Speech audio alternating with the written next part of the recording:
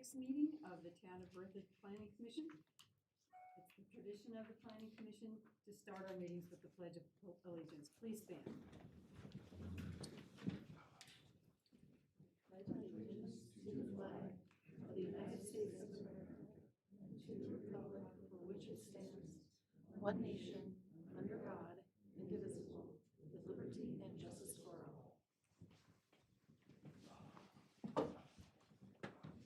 Okay, thank you.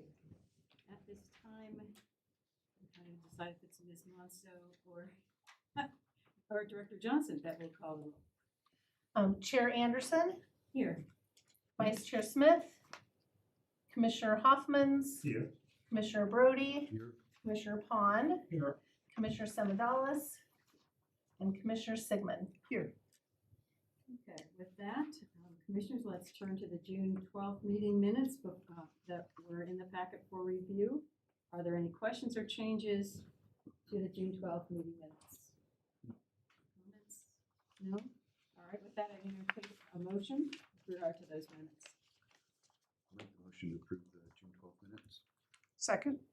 Commissioner Brody moves to approve those minutes, and Commissioner Sigmund seconds that motion. All of those in favor, please signify by saying aye. Aye. Opposed, no, and abstentions. Okay, great. We have one land use application for public hearing tonight, and it has two parts. So let me provide some procedural background before we dive into them. The members of the Planning Commission are volunteers, and like many of you in the audience, we are residents of Berthoud. Our duty is to review the application materials provided, hear public testimony, hear from the applicant, and then discuss the matters before us as they comply with the land use code review procedures. In doing so, please note that the code and other regulatory prescriptions provide certain criteria for approval that we must consider. We have staff in attendance tonight to provide us with presentations on the land use items, to lay out the criteria and parameters, and to also provide us with things like the map that you see here, and that type of information. We're here to answer the commissioner's questions. Once the staff has completed their presentation, the applicant will be permitted to provide information about the application. After that presentation, the public hearing will be open. If you intend to speak during the public hearing tonight, please sign in on the sheet that's right here on this little lectern. Make sure you put your name and your address there. We gain insight from the information and viewpoint that the public provides. Your input is welcomed and appreciated. If you wish to speak tonight, you'll be recognized by me. When you come to the lectern, please provide us with your name and spell any uncommon names so the record will accurately reflect your comments, and then provide your address. We ask that you keep your comments relevant to the matter being discussed, and we ask that you direct your comments to the members of the Planning Commission and not to the applicant or other speakers. You will have 3 minutes to speak. As stated, tonight we have one land use application to be heard. To recap the process, note that the staff will introduce each item, followed by a presentation, and then the applicant will make a presentation. After that presentation, the public hearing will be open, and this is when members of the audience are welcome to speak. Okay. With that, for the land use item today, there are 2 requests for our consideration, but we will only go through the presentations and public hearing once. Okay, to begin the more substantive part of our agenda tonight, Ton Hildebrand, who's planner with the Berthoud Community Development Department, will present the land use item on our agenda. This item is the Farmstead 3 Filing Neighborhood Master Plan and Rezoning.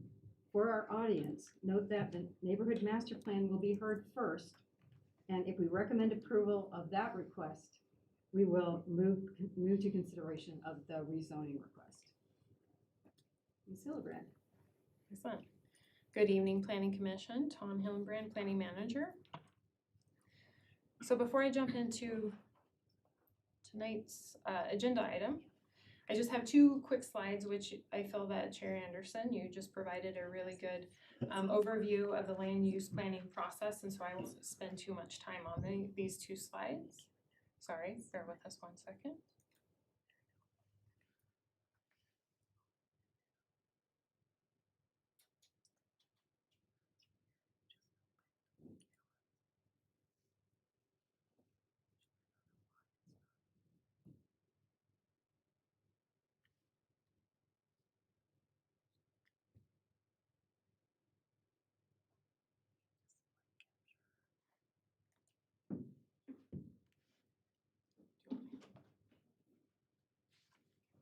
Sorry, guys. Bear with us. It's gonna be one of those days. The door's locked. I feel like it's gonna be all day. I must leave at 9:30. No, took me 2 hours to restore. Do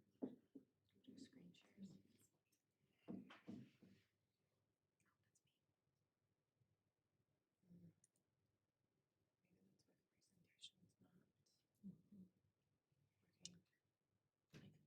Sorry, a little technical, but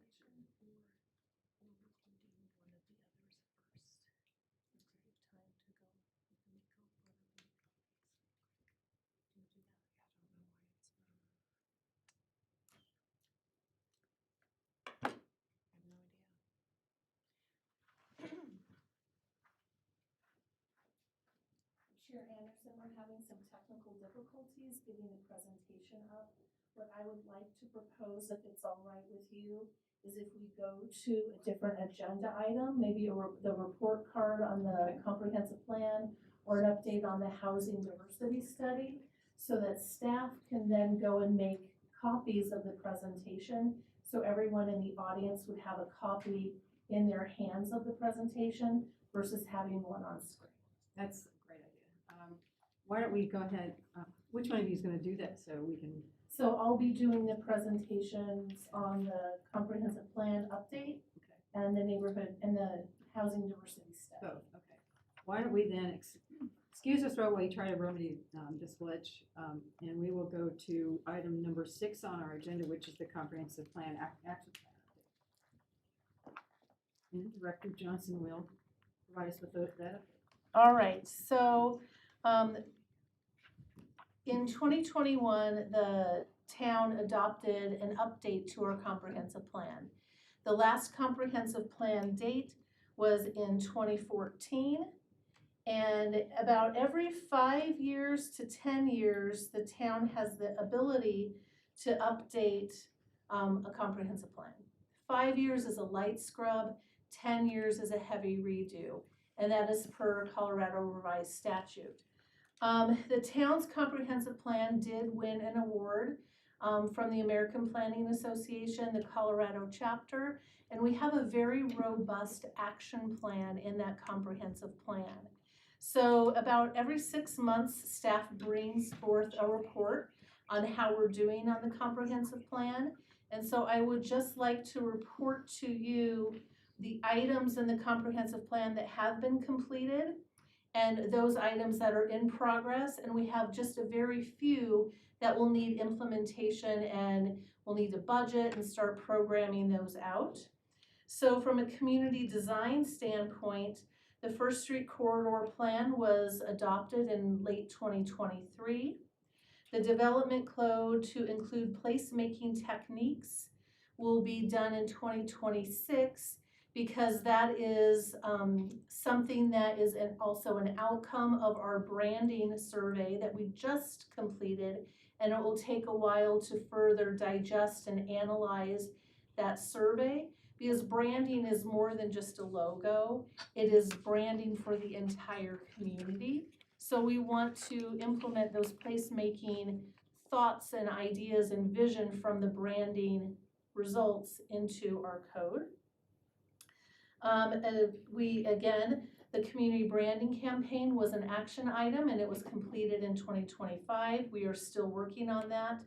A wayfinding signage plan has not been implemented yet. However, that will be part of an outcome of the branding. Working with agricultural landowners to establish conservation easements and preserve productive open lands. That's a very private matter between landowners and the town, and we have started implementing some of that. The town has purchased 2 properties, the Beefus property as well as the Shaw Farm, to continue acquisition along the Little Thompson River corridor for preservation of active farmlands. We updated the Parks Open Space Recreation Trail Plan. We're updating the development code, as you all know, as time goes by. We are adopting and updating the Community Wildfire Protection Plan. Some of that was done in 2024, and then through the update to the building code, our building official will be working with the fire marshal and the fire chief to determine what additional provisions need to be included in the development code to protect the community and future development from the threat of wildfires. We're continuing to protect environmentally sensitive areas, the view shed, evaluating potential to expand or enhance municipal services and programs to support a growing population and a thriving business district, collaborating with local public safety officials. This is a continuous program as we work with them for our referral review for development. Improving our utility systems, making sure that there is adequate provision of utilities and that we have the ability to serve what is being proposed to the town. Again, updating the development code to incentivize infill, and that is happening in this year. Updating the Berthoud-Larimer County Intergovernmental Agreement that we have requested for a couple of years, that Larimer County update our intergovernmental agreement. It's a very slow process for the county.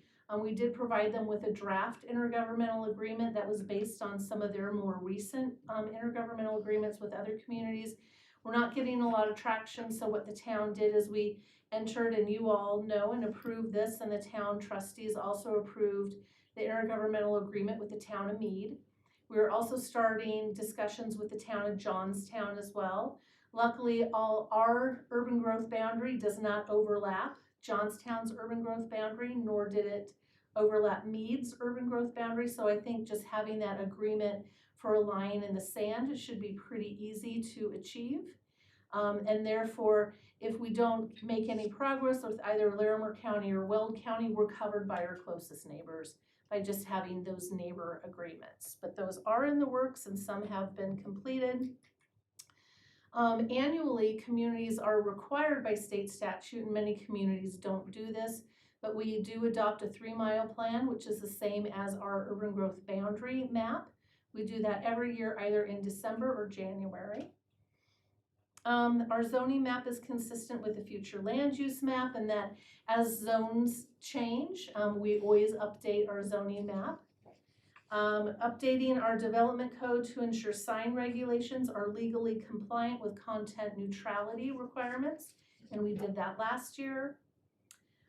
Conducting a business survey, that's ongoing. Updating our code to encourage ground floor retail.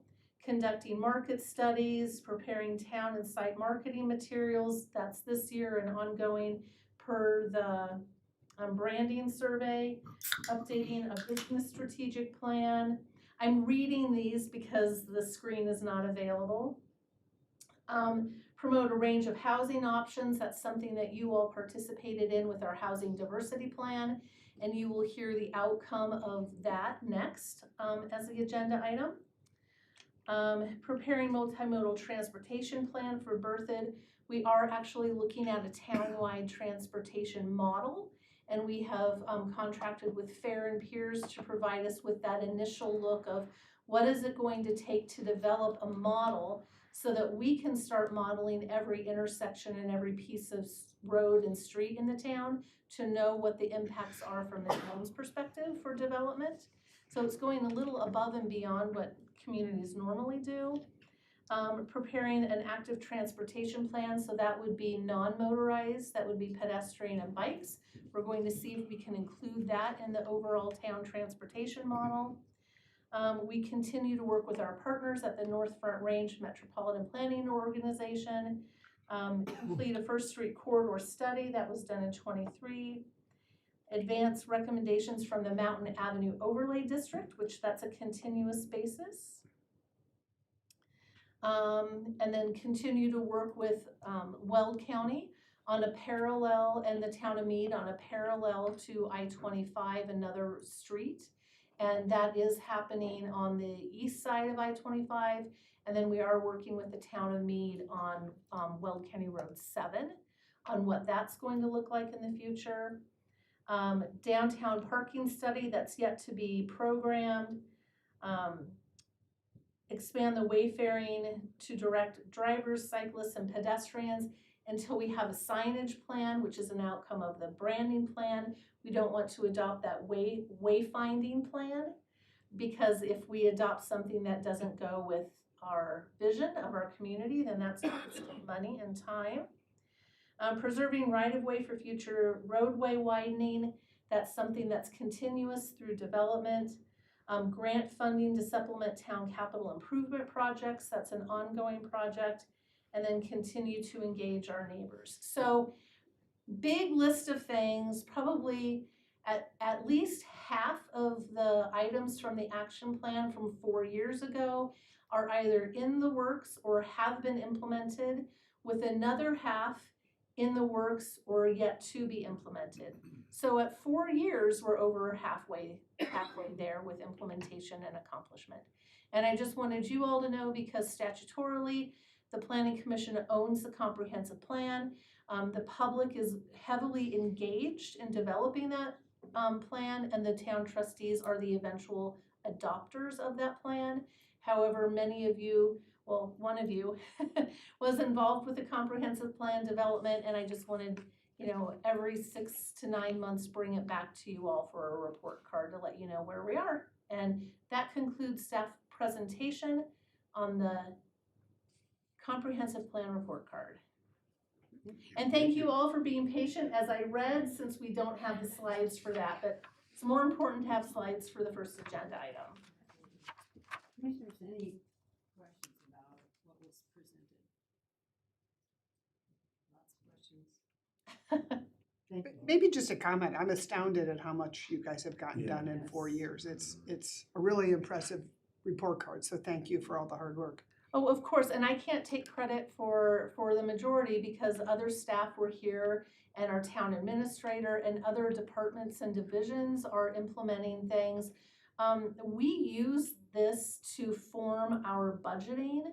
We use this to format our programming, because the comprehensive plan was developed with a lot of input from residents. Over 3,000 residents participated in this. So we're listening to them, and then we're implementing, because it's their vision too.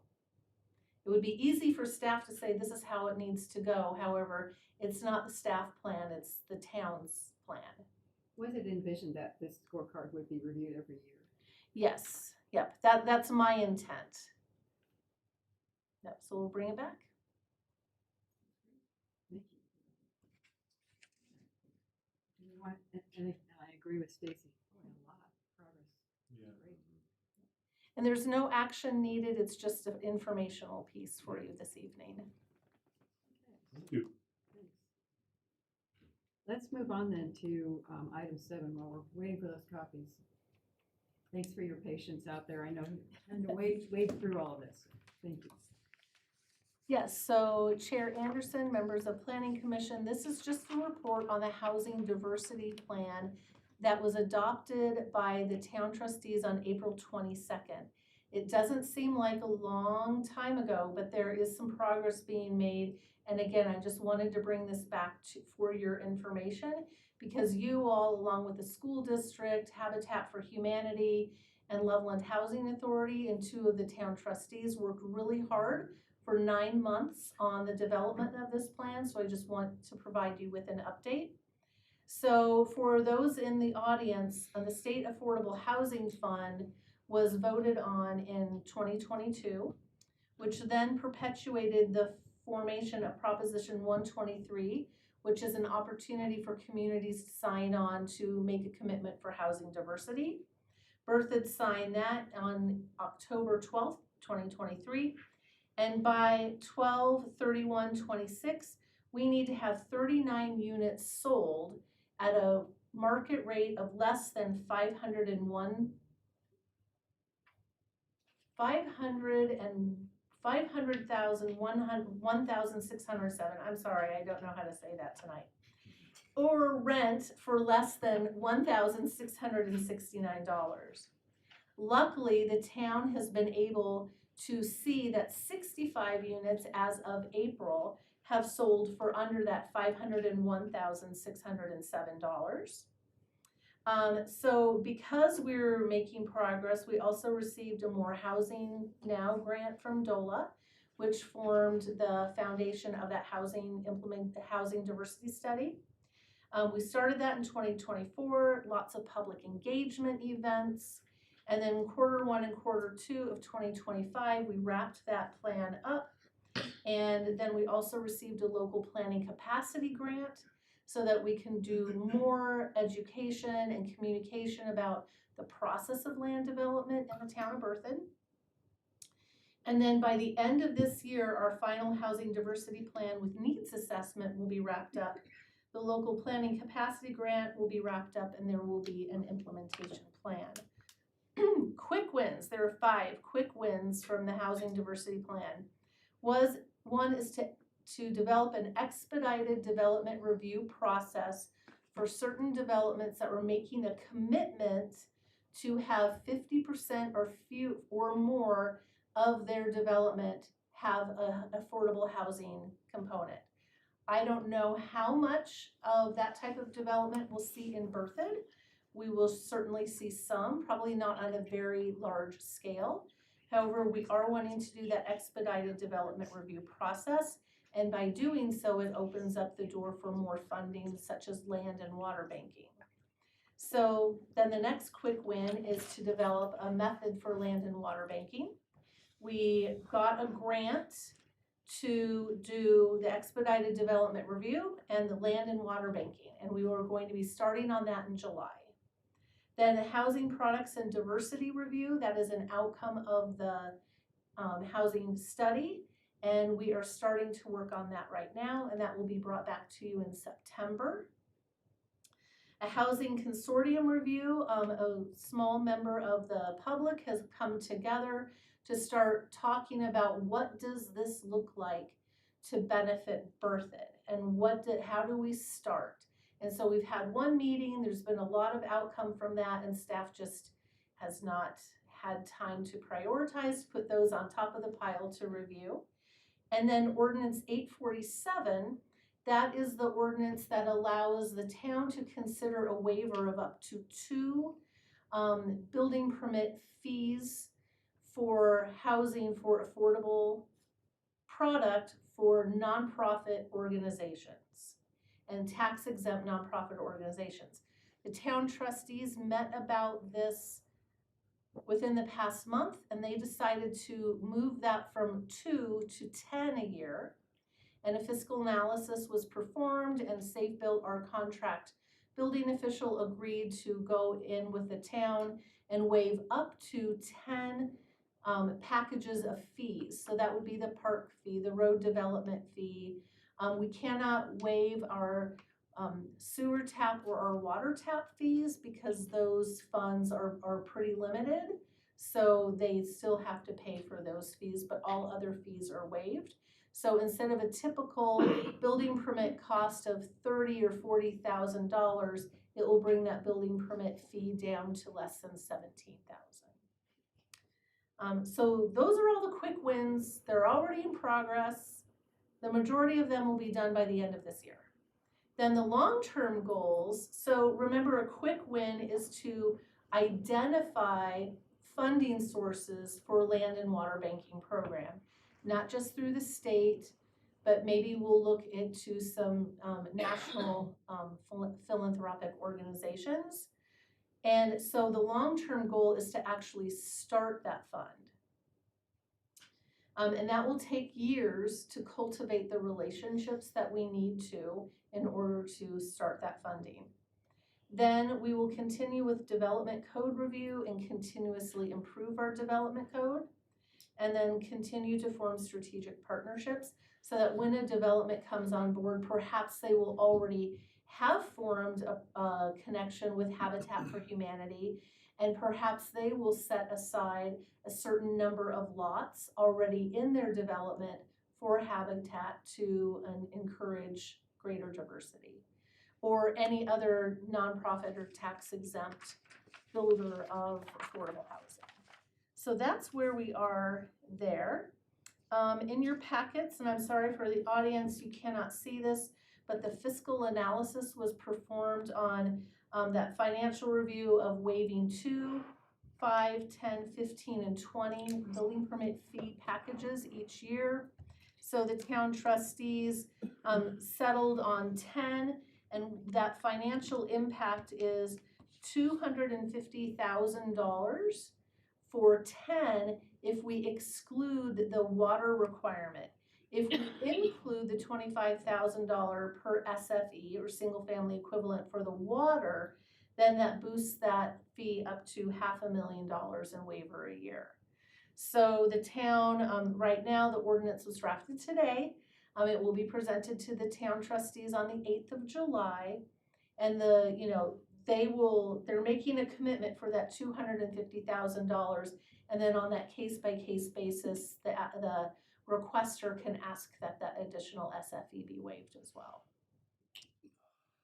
So that concludes staff's presentation on that. Now I'm speaking very slowly. You can tap dance a little bit Yeah, too, maybe, yeah, you know. no. So that concludes staff's presentation, and we are making a lot of strides on the implementation of that plan.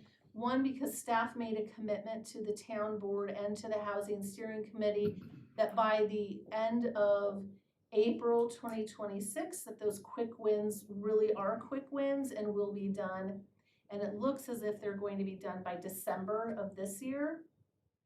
There may be an incentive offered by the state if we get some of those items done that early that can help us with our first funding stream for the water banking program, and which is really exciting. And then the long-term goals, those 3 main ones, they're going to take some time again to cultivate the relationships with large philanthropic organizations and to position Berthoud in the correct light to build that water banking and land banking program. So again, that concludes staff's presentation on this agenda item. And are there any questions? Yes, Commissioner Pond. Yes. How is the baseline number calculated that's now 501,000 and it used to be something smaller? Yeah, it used to be $427,000. So the state of Colorado provided all the municipalities with a new calculator. And it was already preloaded with sources of the information, and it's based on interest rates, it's based on mortgage lengths, it's based on area median income. There are about 5 different qualifying parameters that feed this calculator, and there were a lot of communities that signed on to Proposition 123 were having a very difficult time meeting the more stringent requirements. So we went from 4 to 65. And that sweet spot seems to be the $430-ish thousand for a market rate purchase, and that $500 and almost $200,000 within that sliding scale. That's where that missing middle is for Berthoud, and we hit it, and it will probably double that number by we've almost doubled our commitment of 39. We're at 65-ish now. At the end of April, I didn't count May or June before coming into this meeting tonight. So I think we're gonna hit our target, which is great. It's just amazing that that extra, $70,000 or $60,000 really made that difference to Berthoud to come into compliance with our commitment. Yep. And I'm happy to share that calculator with you if you'd like to see it. I'm assuming the calculator is different for every community in the state. It is, because it's like the interest rate, the mortgage length of time, some of those are Right. consistent factors, but our area median income is going to be different than, let's say, Briggsdale or Ray. Of the 65 units to date, does somebody have exact numbers so we know how close they are to that 502 versus the old number of 425? We do. Audrey Bothan in the building division has access to that information, and on the monthly basis, she provides that information to me. I don't have the spread at the top of my mind right now. Happy to send that to you if you're interested. I'd find it interesting if you would, thank Not a you. problem. So, so the 5 quick wins are things that you're pretty comfortable will meet by December. Have we done any timelines for any of the long term ones? I know that's difficult because there's a lot of components to them. Definitely. So a quick win is to start developing the Land and Water Bank funding program and identifying where the source of that funding could come from and what that program would look like. So those parameters will be developed, and then again, we're not just going after a grant from DOLA or the Division of Housing. We will be looking for large philanthropical granting agencies that are nationally known that are interested in working with communities like Berthoud that are trying to be progressive. So that's going to, sometimes those relationships can take years. So I would think that maybe in 5 years, we could start seeing that come to fruition.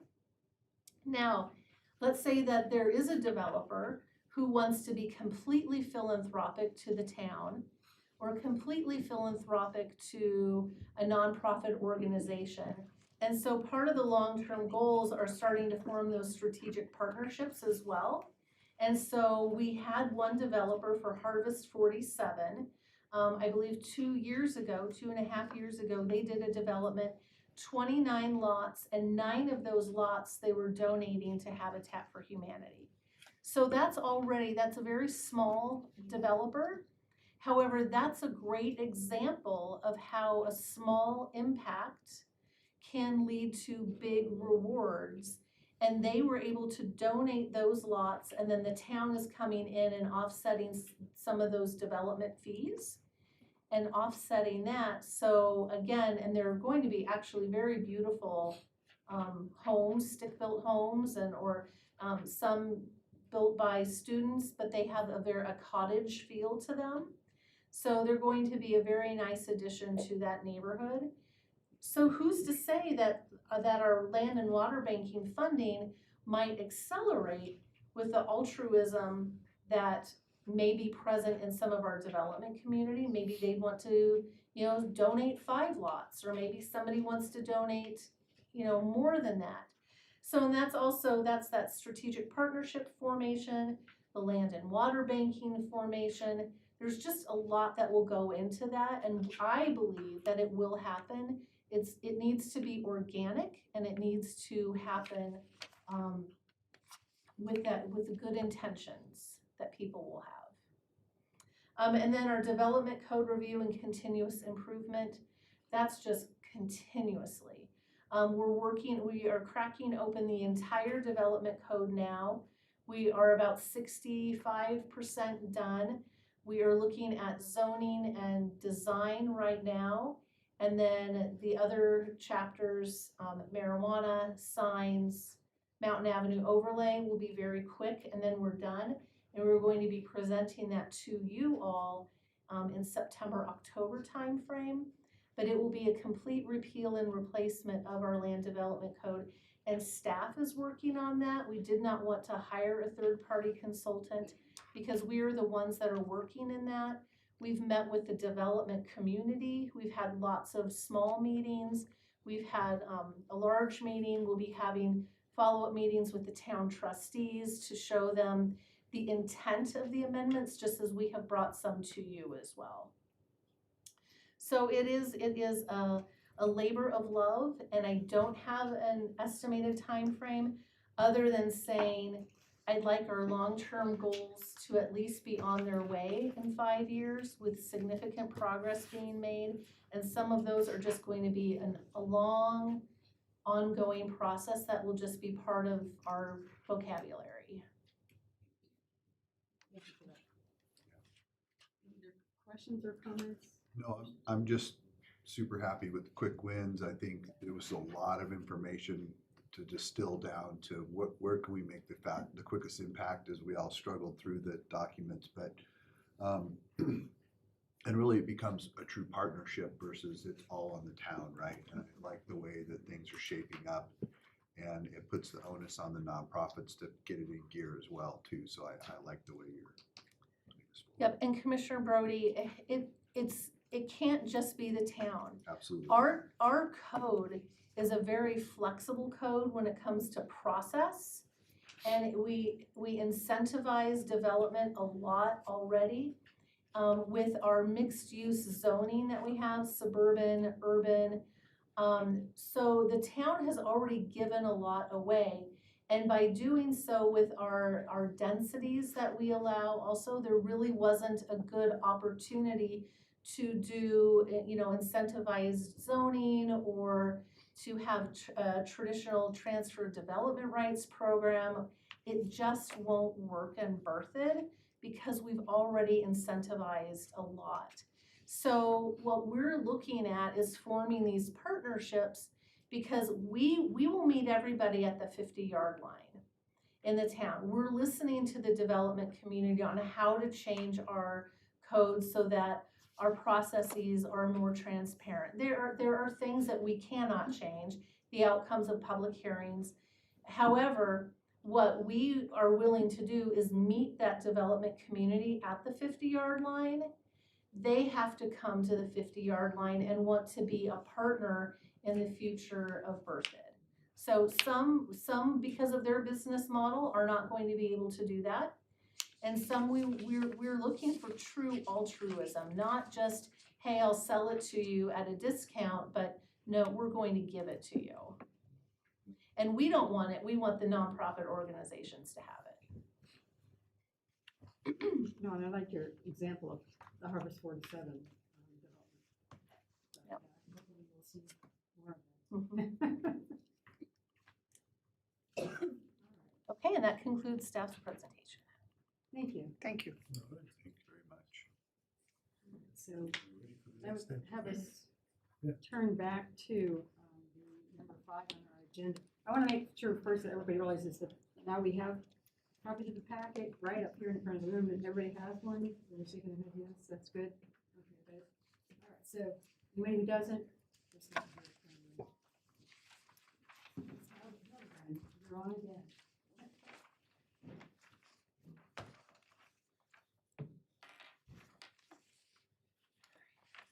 So bear with me while I then adjust and back up the presentation in front of me. Thank you Okay. for being patient while we Yes, thank you, everyone. on the other agenda items. Okay, so the first 2 pages of the packet, you'll see is the land use planning process. So again, Chair Anderson went over essentially how this process works. So in essence, as for the land use application, the very first step is a pre-application meeting. This is an opportunity for the applicant and developer to meet with staff to receive preliminary feedback on a concept so that they can then choose to submit an application. So once they complete a pre-application meeting, they then can move into the application submittal process, and that's when we receive the actual application materials, do a completeness check, deem it complete, and then it's scheduled for referral and staff review. The application will then go through a number of those iterations, as many times as necessary to address all referral and staff comments. And each time they make revisions and resubmit.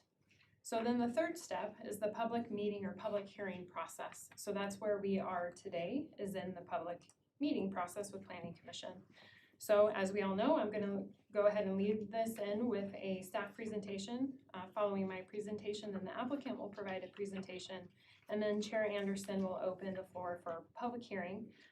When that's complete, she will close public hearing, and then the Planning Commission will move on to discussion and a vote.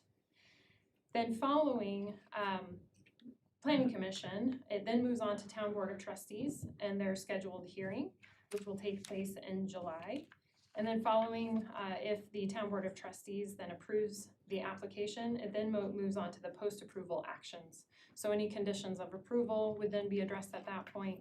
And then for Farmstead third filing, because this is a neighborhood master plan and rezone, they would then move into the next step of the land division process, which would be preliminary plat. And then they'd go back through essentially the same exact process, pre-application, submittal, review, hearings, and then so on and so forth. So that was the first 3 slides, not counting the cover sheet. So then we're now on to slide number 5, which depicts a picture of the subject property and aerial image. So I will start here. So this is the Farmstead third filing project. This currently undeveloped 124-acre property is located at the southeast corner of Mountain Avenue and Weld County 1. Going on to the next slide. The subject property is currently zoned PUD, or Planned Unit Development, and is designated as suburban business, suburban residential, as well as urban residential on the future land use map, which is contained within the comprehensive plan. The applicant is proposing 2 requests, as you know, neighborhood master plan and rezone. Next slide. So according to project records, 3 of the 4 parcels making up Farmstead third filing were annexed in 1997, while the 4th parcel was annexed in 1998. All 4 parcels were zoned PUD in April of 2000. The subject parcels were included in the Farmstead second filing neighborhood master plan, which was approved in 2021. The Farmstead second filing included the subject property, which on your slide, if you were looking at slide number 7, is outlined in red, as well as the land directly to the west across Weld County Road 1. At that time in 2021, the properties to the west were rezoned as a matter of function and proximity to existing utilities. So the intent was to rezone the parcels to the east of Weld County Road 1, which is now being referred to as Farmstead third filing at a later date as development became more feasible. Then 4 years later, here we are, the proposed Farmstead third filing is relatively consistent with the overall Farmstead second filing neighborhood master plan approved in 2021. The overall total density has been reduced with the current proposal, and modifications have been made to the proposed commercial areas. So over the course of the last few years, the town has phased out the PUD process, as you know, and the PUD zone district is no longer a preferred zone district. The town has encouraged property owners with PUD zoned properties to transition their properties to a current zoning district rather than continuing with the PUD or FDP process. And FDP just stands for Final Development Plan. By doing so, developers can alter their development plans to align more closely with the vision found in the most recent version of the comprehensive plan. The comprehensive plan's future land use map is a guiding document and is not a set boundary such as the zoning map. Applicants for a rezoning provide information on how the intent of the comprehensive plan and the future land use map can be met by the rezoning request. And as you likely recall, this is the second application for the Farmstead third filing neighborhood master plan and rezone. As the first application was withdrawn by the applicant in September of 2024. To allow the applicant more time to address requested changes made by the school district at that time to the future school site location and to address neighbor comments. So I've provided a referral response from the school district to you tonight in a separate paper document as requested, and that is just as part of our standard referral process. Thompson School District did provide referral requests for each step of this process.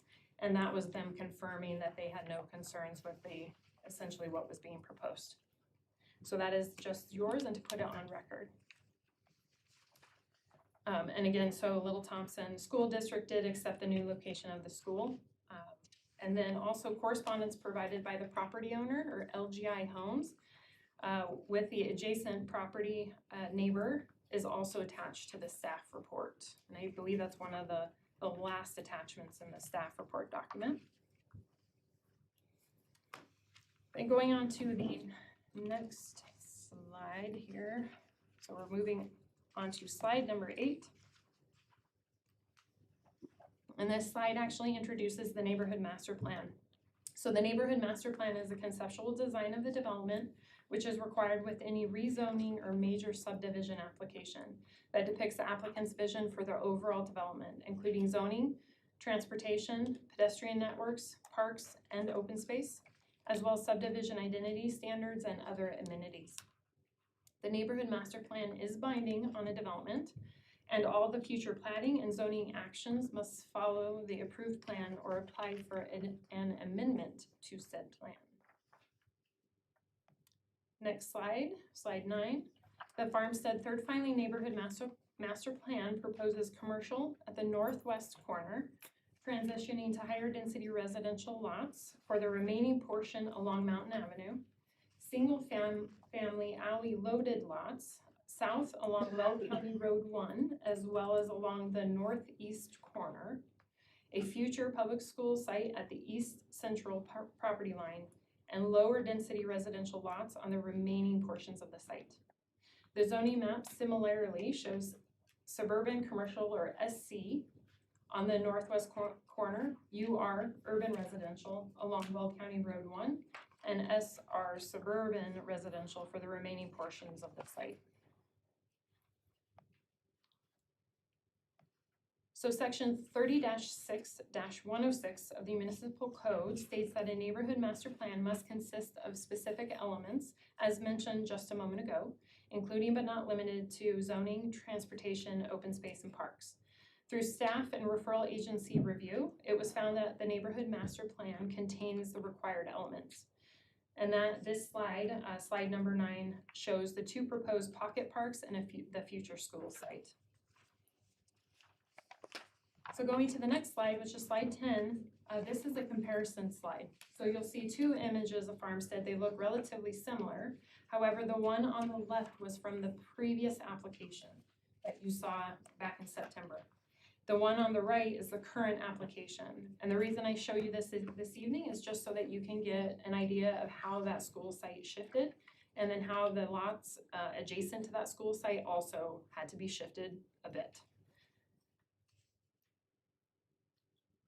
So then moving on to slide number 11, this provides the neighborhood master plan review criteria. So section 6 of the town development code states that the town shall follow the review criteria as seen on the slide, in addition to other applicable provisions of the code to evaluate the application. So in order to approve a neighborhood master plan, the criteria must be met. Staff finds that the Farmstead Third Filing Neighborhood Master Plan request meets the review criteria. And we can certainly come back to this slide later if necessary, or maybe the screen will work, I'm not sure. So moving on to slide, page 12 rather, we are stepping now into the rezone portion of the request. So as already noted, the subject property is currently zoned PUD, and that occurred in April of 2000. In 2021, with the Farmstead Second Filing Neighborhood Master Plan was approved, the intent was to rezone the parcels to the east of Weld County Road 1, what is now being referred to as, again, Farmstead Third Filing, at a later date when development became more feasible. So here we are, 4 years later, and the proposed Farmstead Third Filing is relatively consistent with the Farmstead Second Filing Neighborhood Master Plan as approved in 2021. So over the course of the last year, as you know, as I stated previously, the town has phased out the PUD, and we suggest that we move away from PUD in an FDP process. The proposed commercial area for the Farmstead Third Filing would be focused in the SC suburban commercial zoned area at the northwest corner of the site. which on your slide is, and I do apologize for those in the audience who don't have color, but it is outlined in green. While the residential uses would be focused in the SR or suburban residential and urban residential zone districts. So those of you who have colored slides, the SR would be in an orange, burnt orange color, and then the urban residential is shown in a blue color. So this request is consistent with the future land use map contained in the comprehensive plan. And then moving on to slide 13, rezoning is addressed through an official zoning map amendment. So section 3 of the development code states, for the purpose of establishing and maintaining sound, stable, and desirable development within the town, the zoning map shall not be amended except when it addresses one or more of the criteria provided in your packet there of the slides. The staff finds that the proposed rezoning meets criteria number 2. The town has shifted away from the planned unit developments, and the proposed rezoning will help create more consistency between the project and what is intended in the future land use map contained within the comprehensive plan. Staff find that the Farmstead third filing rezone request meets the review criteria. So moving on to slide number 14, the final slide of my presentation. Because it does meet this review criteria, as does the neighborhood master plan, staff is recommending Planning Commission make a motion to recommend approval of the Farmstead third filing neighborhood master plan to the town board of trustees. Additionally, staff recommends Planning Commission make a motion to recommend approval to the town board of trustees of the Farmstead third filing rezone request to rezone from PUD planned unit development to SR suburban residential, SC suburban commercial, and UR urban residential as noted in your staff report packet and in the slide packet. And I am available for any questions you may have. I have one. Go ahead. I mean, what was the rationale behind the differences between the urban residential and suburban residential on the same kind of area? So a lot of that was based on the decision for so there is a difference within our development code of the urban and the suburban. Generally, it's density and lot sizes. So typically in an urban residential, you have a higher density or intensity, essentially, of residential use, whereas in a suburban, you're gonna get in slightly larger lots, and then of course, the selection here was based upon how the future land use map had been laid out and that, what was designated as a character area on the map. So they were just following what was established in the comprehensive plan. Okay, this is this is decided by the town, Correct. not by the developer. Yes, so in the comprehensive plan, which was developed by the town through an extensive amount of community feedback and input, that's how then we established the character districts as well as that future land use map and defining those lines within the future land use map. Like I said, the comprehensive plan or the future land use map is not legislative. So unlike zoning, a zoning map it's law essentially. There is some flexibility in the future land use map when it does come to those lines. Like technically you can fluctuate slightly, doesn't have to be mirrored images. But generally, we like it when the developers are consistent with the map. So the selection and the drawing were made by the town because they wanted to have higher density housing. Yes, so the preference generally in this area, especially say along Will County Road 1, is to see, as well as Mountain Avenue, is that higher density or higher intensity uses. So anything from that attached townhome style, apartments even, and then commercial uses. So then as you move away from the heavier intersections or arterials, you get away into the smaller lots or the less dense. And again, a lot of that has to do with proximity to public transportation, walkability, ease to other amenities and public resources. Can you talk us through how this particular neighborhood master plan meets the open space requirements? Yes, so this is a unique scenario in that Farmstead third filing, since it was included in the overall master plan for Farmstead second filing, some of, or a good portion of the open space and park requirement was met with the second filing component on the west side of County Road 1. And so because it was a master plan community, we recognize much of that was met on that side of County Road 1. And so they are bringing up what remains or the balance of what is required for the overall concept. It's a unique scenario. We don't see this often. And I don't believe moving forward, new master plans, new neighborhood master plans, it's likely not something we would likely consider or move forward in that fashion. We'd want to see each development bring in their own. The second filing was approved in 2021, is that correct? Yes. What precipitated the move of the school from that, where it was in 2021 to where it's being proposed today? Yeah, so a little background on the previous public hearing, and I know the applicant is here as well. Steve Schroyer can also probably give you some feedback on this. So with the previous application submittal that came to before you all in September of last year, just before that public hearing, we received correspondence from the Thompson School District that site that they had been proposing at that northeast corner was no longer a viable option. And that was due to the distance from an active oil well that is across Mountain Avenue or Highway 56 to the north.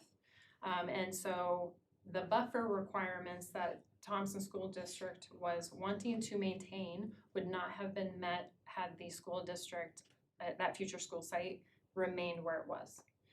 And so that it was, like I said, it came very close on the heels to the hearing, and so thus they decided to pull the application so that they could then further discussions with Thompson School District. Planning Commission recommended that they work together to find a solution and relocate rather than, because the option of dedicating a school site is that you can do a fee or cash in lieu, but Planning Commission is preferred that they come to a solution on a new site within Farmstead, and that is what Thompson School District also preferred. So thus the new location where it is now. Thank you. Yes. The east border of the property now shows, at least it shows on our paperwork that there will be somewhat of a buffer there, trees and that kind of thing. Can you remind us of what the size of that? Yes, and definitely the applicant, I do believe, intends to discuss that buffer and the residential product type along that northeast, just north of the new school site. And I, off the top of my head, without going further into the applicant's slides, he may be better to address that in the specific buffering. Yes, there is a landscape buffer. Then it's alley loaded product. So you'd have the width of the alley, which I believe is a standard 20 feet. But again, Steve can provide that information, and then you'd have the lots. Questions of Ms. Hildebrand, commissioners? Thank you. Of course, thank you. Stephen is all set up. Any questions for you? Let the applicant provide their presentation. And it's ready for you. Yes, so that you can just use that. Are they seeing it? They are seeing it. Just let them know as you advance. Give your, obviously, your slide numbers. Are you doing a presentation or are you just scrolling through like this? Just scrolling through since Okay. they're not seeing it, but if that would be easier for you. Well, no, it's okay. It's perfect. I just want to make sure. Okay. Awesome. Thank you.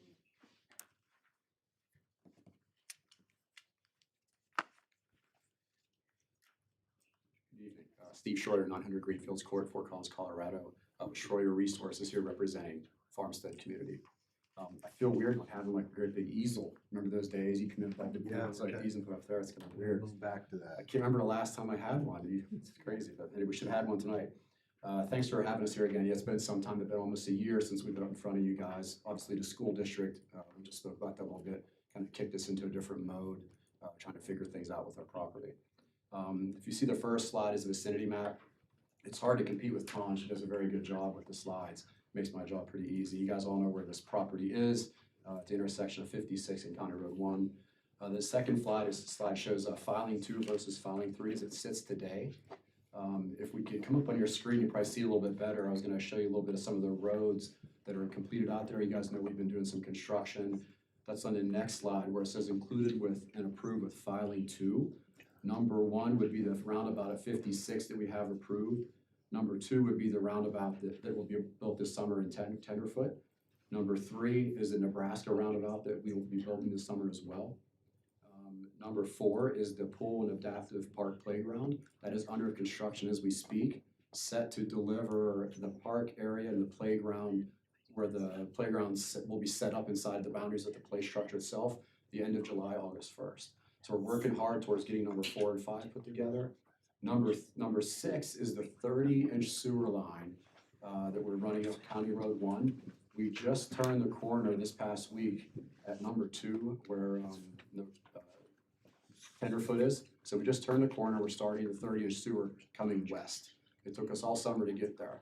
If you guys can make it stop raining, that'd be great. We've lost about 20 days on the calendar due to rain days. So we're working hard on filing 2. As we like to say in our team, we've done a lot of heavy lifting. Oh, yeah, is it working? Yeah. Whoa. Slide? That's not what's on my screen. Okay. Yeah, just tell me Okay. when to. I'm down on slide. The next one. One more. What's the next one, I believe? This one right here. Yeah. I can't point. Okay, well, either way, you can see some of the highlighted, the gray areas of the roads. I can put it there actually. We have this set of the roads already in, this portion right here. Those are roads that we have constructed today. We're getting ready to pull building permits on as soon as we can get everything approved with the town, substantial completion on those lots. So we'll be pulling building permits here shortly on those. Like I said, number 5, the park and playground is well underway. Hoping to start landscaping on that in about 2 weeks. So you're gonna see a lot of green and a lot of things going in out there on filing 2. And as always, if you guys have any questions as I'm going through, just interrupt me. So the fact that the road is blocked at the moment is because of the construction of the roundabout or because of the sewer? Really, it's because of the sewer and there is no road. The sewer line is 30 inches deep, 30 inches in diameter, and it's about 18, 20 feet deep. It's a massive sewer line, and we had to really tear up the whole road to get it through there. And that sewer is basically driven by the town. We only needed a 12-inch sewer line. So we're basically upsizing that. We're working and partnering with the town. We're upsizing that from a 12-inch to a 30-inch sewer line. And it will continue on north of 56, clear up through most of the part of town. The next slide, Ton already went through the zoning slide that just shows in the color. That's not working again. Oh, there it is. The yellow for suburban residential, the urban residential, and the SC. I think someone mentioned, what was the zoning categories. This is the area that has usually a higher density product in the SC, and then this is usually the lower density. Next slide. This is the complete master plan as it sits today from filing 1, filing 2, and filing 3. And I think there's a little bit of discussion about the park and how it was, divvied up between the different filings. It's hard to do a giant project like this and have each phase hit its own set of open space guidelines. Typically, what you want to do as a master developer, create a little bit larger, more central park that has more amenities that more people can come to and still have the other pocket parks in different areas. Try to put, not all your bang in one parcel, but just try to get a bigger park. And you'll see, the center park is 10 acres. It's substantial. And that's where the pool and the clubhouse sit in filing 2. The next slide. The exits from filing 3 to that center park, I would say, is through the roundabout, or is there any way to go under the road? You don't go under, you go through the roundabout at Nebraska, yes. There's not an underpass. You could get through the center line. There's a 12-inch water line, there's a 24-inch irrigation line, there's a 30-inch sewer line, there's everything I can think of in that roadway. The next slide is, when we were here last in front of you, Tom already mentioned this slide. I think she steals my slide. You can see where the school district was positioned in the northeast corner. Like she said, the last minute they kind of popped it on us we had 5 meetings before that, almost 6 meetings prior to that, and they said, yep, you're good to go, you're good to go, you're good to go. Then all of a sudden, they didn't want it there. one of the reasons we pulled the applications, we didn't actually know if we could make the engineering work if we did move it south. This was in one of the lower portions of the site where the school district was located, and we worked hard on making it work there. We have never tried to put the school to the south. And we spent, before we pulled the application, we probably spent $60,000 or $70,000 making it work there. So we did go back to the drawing board and redesign our whole plan to make sure it worked to the south and we can make it work. Thank you for that, because it's something we wanted to see. I know, it was hard, actually it was harder to make it work where we have it currently on the next slide than it was to where it was. One thing Ton did fail to mention was, you see in the northeast of our site, there is a roadway now connection going out to the north. The CDOT access spacing plan has an intersection at that corner on 56 where you see that to be named road going out of our project. So we now are stubbing a road there when previously we did not have that road there. One of the caveats with that street is we can't put a driveway onto it. That's why there's an alley product on both sides of that roadway as it enters our property. Because it's a major collector will not accept driveways onto a major collector, if that makes sense. So I can't point, but I can't point the mouse, but as you come in from the north, coming south, we can't have driveways off of this roadway like this. That's why we have alleys in the back. So the garage will be rear facing off of this. The road standard does not, it prohibits driveway cuts onto that road. So that's one of the reasons you see alleys in that area. And where are you going to have the parking space or garage? Their garages are in the rear. Okay, and that's enough? It doesn't work on the screen. It did, you just have to, Yes, yeah, typical alley like you see in other places, the Fickle Farm and other areas, the alleys that you see, yes, it's alleys like that. The garages are rear load. No, it doesn't right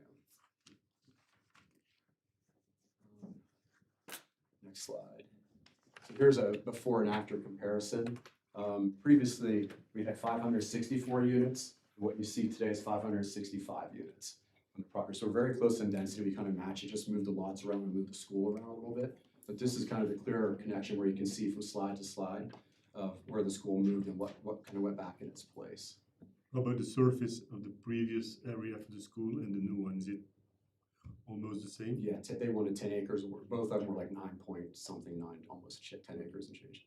And they've seen this. We worked with those guys before we even submitted back to the town.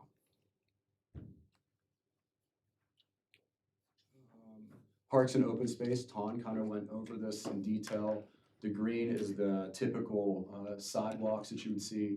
The concrete trail is the cyan, the blue color, and then the other soft trails. One of the additions, I don't know if we had on the last plan, was the 10-foot trail along Mountain Avenue there at the top. I don't know that that was on the last go around. I think that was a new condition of the 10-foot trail. The town is connecting the 10-foot trail now, and we'll be building it on Filing 2 as well, so you'll have a 10-foot trail going the whole way out along the Mountain Avenue. Next slide. So this is the pocket parks kind of blown up, just to show you. So there are parks within the subdivision, just not the main park like you would see on Filing 2. And to date, whenever we did the presentation, there weren't any public comments. I think you did receive one today from Mr. Burr, and we'll talk about those. Last meeting, we also had some comments, Mr. Burr, on density issues, open space, green space, and threats to their farm. They're the ones in the upper right-hand corner, if you go to the next slide. So just to get, like, the town does not require a buffer, fencing, or open space between the two property uses. So between our subdivision, our suburban residential, and the agricultural use, the town does not say you must have a 10-foot buffer, 20-foot buffer, if you will. It's 0. The neighborhood master plan in 2019 did show the proposed development, including the school site in that location. It appears that the Burrs have purchased their property in 2020. Mr. Burr did offer initial comments in his letter 2023, and he did speak at the hearing 2023 of August when we had our last hearing. Members from our team have spent the last 10 months working with Mr. Burr on issues, not every day, obviously, but just over the 10 months, correspondence back and forth. The next slide. So you can see in the red in the upper right-hand corner, this is as it sits in filing 3. This is the property that sits today. This is the Burr property in red right here on the northeast corner of the property. Next slide. This was in 2019, the original plan that's been out there forever, and this does show the school district site. If you do see the school district site, you notice that the school is tucked over to the east, and the major access to the school comes off of 56 right down the property line with the parking lot, the turnaround, all the access, the drop-off areas right there near the Burr farm, if you will.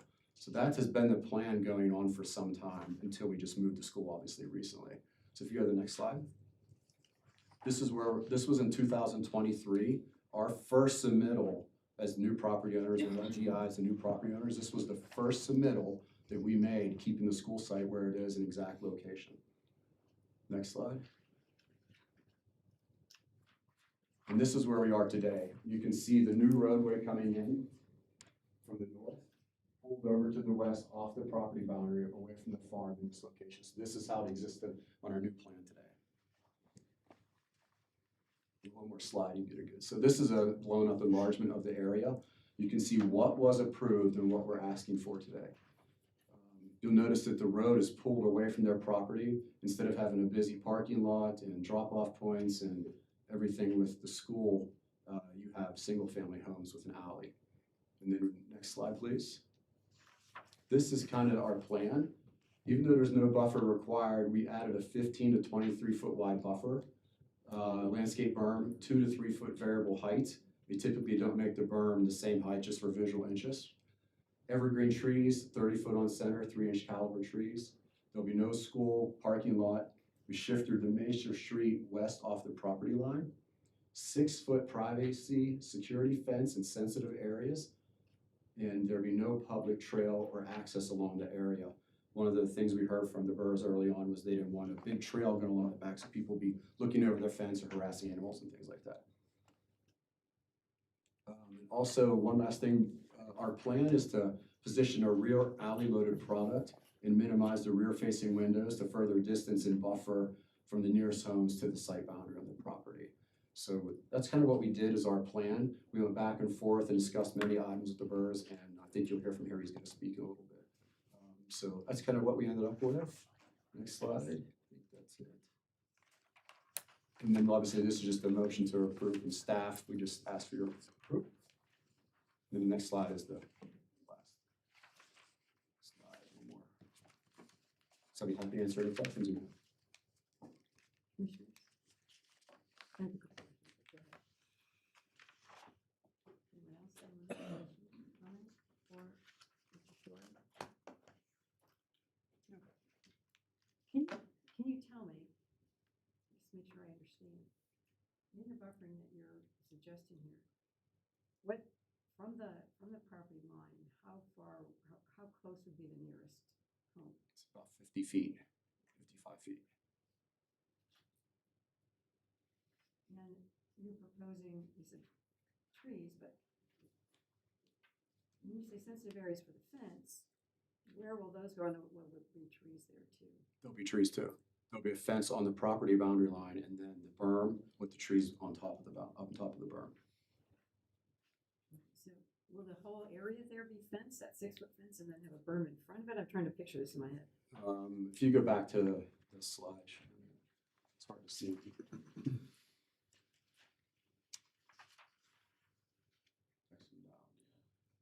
So it looks like the berm would be to the west of the fence So, versus the east of the This fence. is the road property from here to here, and you have a fence on the property boundary line. Then you have a 3-foot berm with trees on top of the berm, and then an alley, there you go, she's pointing forward. Then you have an alley, and then you have a small, this is where the cars pull in, you were asking about the rear entry, you have the cars pull into the rear driveway, into the garage, and this is the actual unit of these squares. So the berm's 2 to 3 feet, and you put fir trees on top of that, it's probably gonna go over that 6-foot fence as far as how tall that is. The tree, yeah, the trees, the idea is to get the trees to be bigger, Yeah. so they block more of the views back and So I was forth. wondering. Yeah. I can visualize it better now, thank you. Yeah. Maybe I can ask this question a slightly different way. Typically, I'm used to deciduous trees being caliper inches and evergreens being measured in height. So I'm a little confused on what a 3-inch Yeah. caliper evergreen tree is going to translate to height, with obviously height along this area being They're of roughly, concern. 7 feet. Okay. 7, 8. You might get some 6.5, some 8, right there in that range.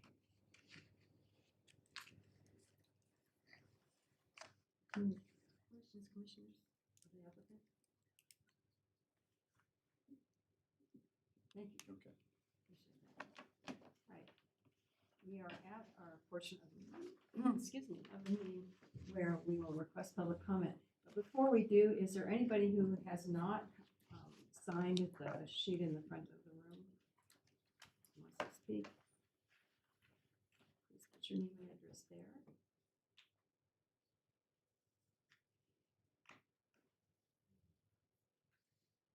Remember that you will have 3 minutes to speak when I call you. Appreciate you to speak to the planning commission. Thank you. Okay. I am now going to open the public hearing officially at 7:20. All right, the first person to speak is Kevin Viewer, I'm sorry. I have terrible, I'm going to tell you right now, I'm terrible with names, so. Mark, will you please? Oh, yeah. Official timer.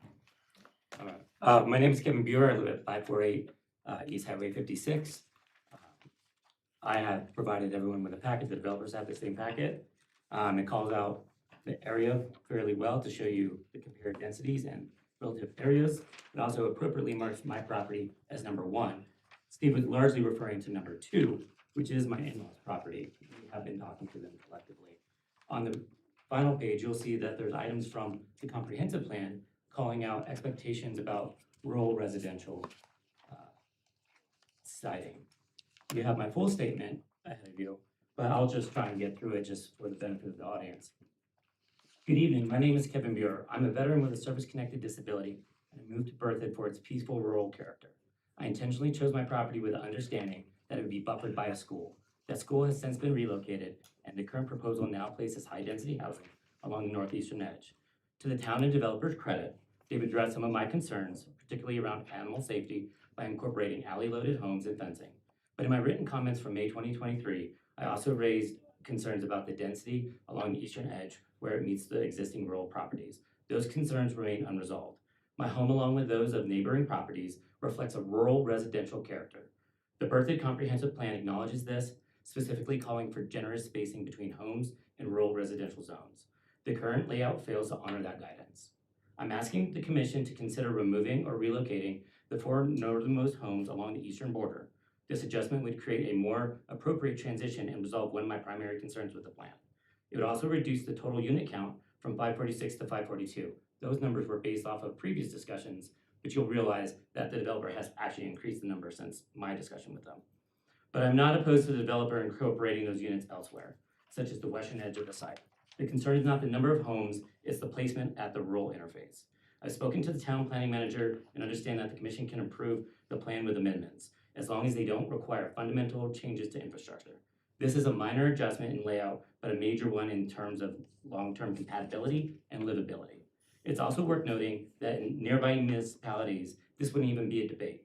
Many require 50-foot vegetated buffers and house setbacks of 100 feet or more from the property line. The plan falls short of that. Berthoud has an opportunity to set a thoughtful example by ensuring a smoother transition between incompatible land uses without undermining the developer's overall goals. I understand everyone would not agree with my position, and that's okay. I'm not here to create conflict. I'm here to represent a valid perspective on land use compatibility and rural character that I hope the commission takes seriously. I'm asking for a modest, policy-aligned change that requires no major redesign and sets a positive precedent for how Berthoud balances growth with rural integrity. Thank you for your consideration. Thank you. Wait, that was right on. Give you a time. Perfect. All right. Did you exercise for that? I was gonna say. Do it in 3 minutes. Very good. All right, Taylor, Emily, and please forgive me, Stewart? Stewart. Sorry, Emily. I'm Emily Stewart, Stuhr. I also live at 548 East State Highway 56. I'm going to keep it much shorter. During our time talking with the development, it was pretty clear that their fiduciary responsibility is more important than the Berthoud community. That's all I have to say. Thank you. Thank you for your comments. Okay, our next speaker is Mackenzie Daly. Thank you for having an easier name. Hi, my name is Mackenzie Daly. I live at 620 8th Street, so just up here. I'm a townie. I play trivia every Tuesday night at City Star, and I play with a whole bunch of farm people. And over the years, I've heard Emily and Kevin talk about their farm and their alpacas, and what I've watched is them trying to come to terms with, we're not trying to stop growth, and we're not trying to stop progressive growth and new homes, but also we're worried about our animals and how do we be good neighbors, and are these people going to be good neighbors to us? And I think that's what we're all facing in Berthoud, right? Like, I love driving on. Berthoud's a lovely place to live. I think we need to grow. I like the growth. And I think we still need to try to figure out how to be nicer to our agricultural neighbors, because I think they're all hurting a little bit. So, thank you. Thank you. Our next speaker would be Sarah Lincoln.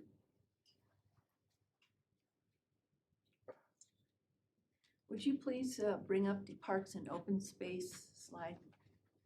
My name is Sarah Lincoln, and this is my husband Butch Haas, so we're going to take two 3-minute slots and talk about our stuff, because he's the next I one. don't need him to sign in, though. He can sign to speak. So you need to do that. It is right underneath there. Oh, so he's right under you? He's Butch Haas, yeah. Okay, great. All right. Great, good, okay.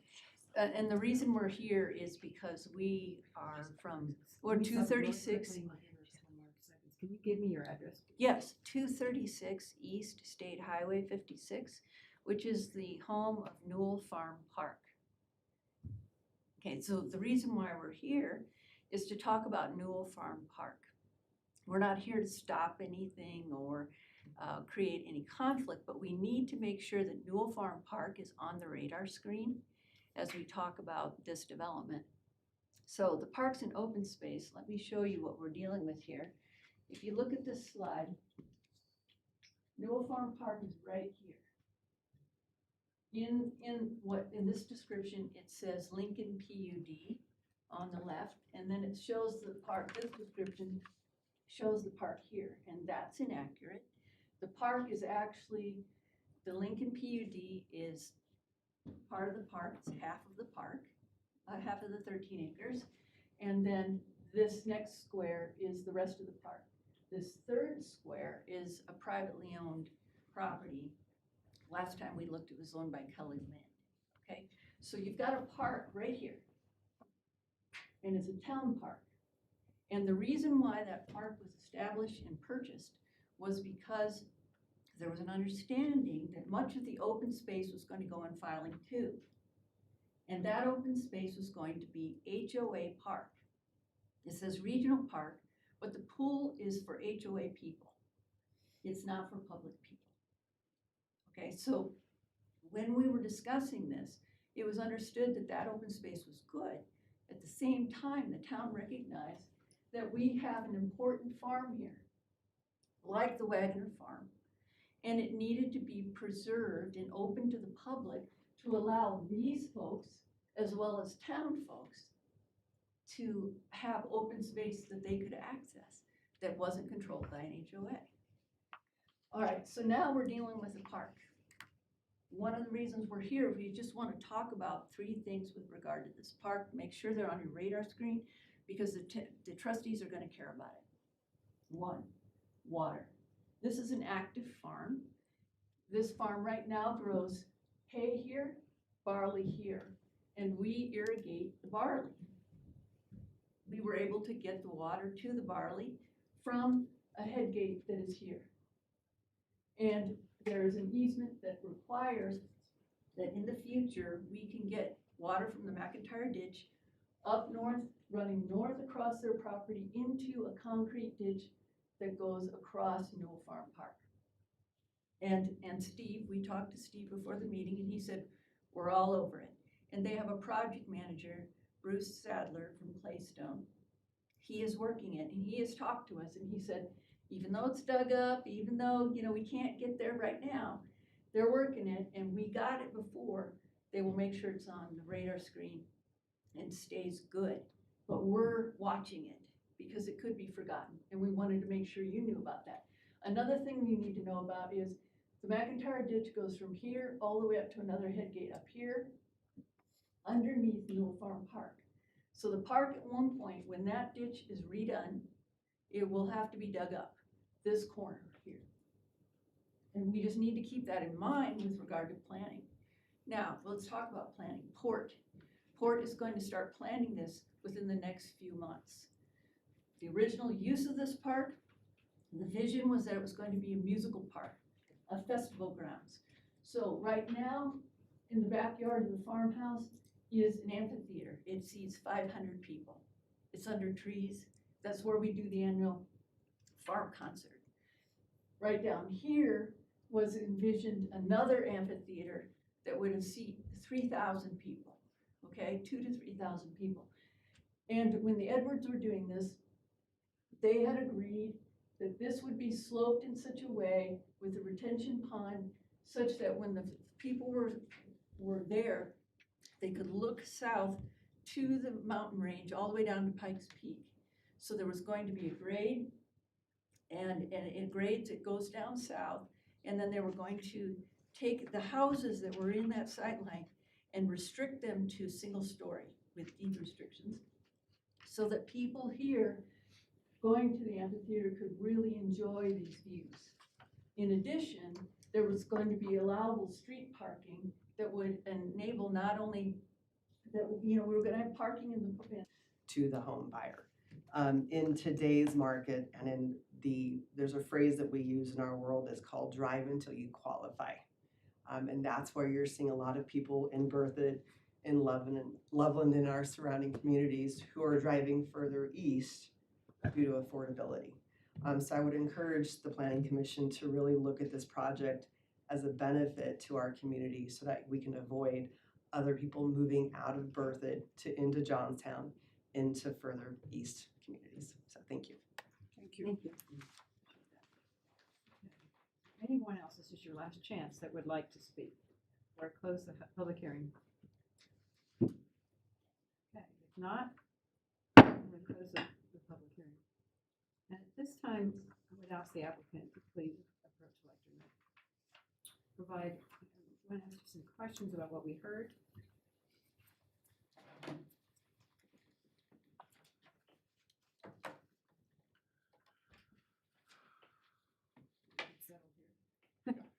Do you have anything you wanted to say before we ask you? I think I could address the park comments. So we are aware of the park. We've been in discussions with town staff since we started this project 2.5 years, almost 3 years ago now, about the park that's going to be there and how it's going to be planned. Right now, it appears there's no definitive answer of what it's going to be, and we're doing the best we can to provide access to the park, if you will. The water situation, we have that all taken care of. We need to work with the Handy Ditch Company. There needs to be an improved agreement between the Handy Ditch Company and ourselves to prove that we're delivering the water from point A to point B. The town engineer, Ken Matthews, we're already all working together to make that happen. That'll be flushed out during the PDP preliminary plat construction drawings as we work through that, so we understand that as well. And as far as the views and the height, the buildings we have there backing up are only 24 to 26 feet high. They're low in nature. They're not some big 3-story, or 2-story behemoth that's sitting at 32 or 36 feet. They're a smaller house. And the park and the way it's positioned sitting northeast, you're gonna be able to see over those. So we think we have all three of those taken care of, and I'll just leave it at that. Did you have any other questions on the park? So, it was mentioned that we should be mindful of trails there, but I think that's something that's more of a function of this town as far as planning. But access, I'm trying to see where there would be, unless you lived in one of those, in one of those dwellings there. There's connections. We are stubbing a roadway into the park. We have trails coming through the park here. The 10-foot along Mountain Avenue, along 56, there's a 10-foot concrete trail on 56. You go into the trails plan. Yeah, I was gonna say, somewhere you guys submitted a plan showing all that. Yeah, it show us the trails and Yeah, it's on the maps. right there. So you see the big pink at the top is the 10-foot trail. You see all the sidewalks. This is a trail connect. This is a major trail connection this way from our major park over this side. And all these sidewalks, everything going up to there's plenty of connection.